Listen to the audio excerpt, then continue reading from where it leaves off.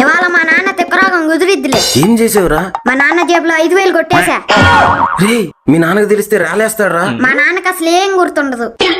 హర్ష, ఒరే మీ నాన్నరా. ఓరి నాయనో, వంశీ, ఏందన్నా కంగారు కొత్తున్నావు? చొక్కా జేబులో 5,000 కనపట్టలేదురా. ఎవడన్నా వాడు, సమయానికి నేను లేను కాబట్టి సరిపోయింది. ఏందన్నా 5,000 కాడ తెగ బాధపడుతున్నావు? అలాగాదురా, ఆ డబ్బు మా హర్షకి బుక్స్ కొనడానికి దాచాను. అబ్బా, ఇప్పుడు వాడు చదివి ఉద్ధరించేది ఏం లేదులన్నా. అలా అనుకురా, ఏ రోజుకైనా సరే నా కొడుకు గొప్ప ఆఫీసర్ అవుతాడు. మరంత గొప్ప చదువుకు నీ దగ్గర డబ్బుందా అన్నా?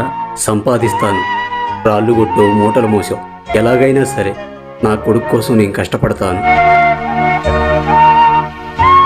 హర్ష, ఏమైందమ్మా? నన్ను క్షమించు నాన్న, ఆ డబ్బు నేనే తీశాను. అవునా? మరి ఇంకెప్పుడు ఇలా చేయకమ్మా. సరేనన్నా.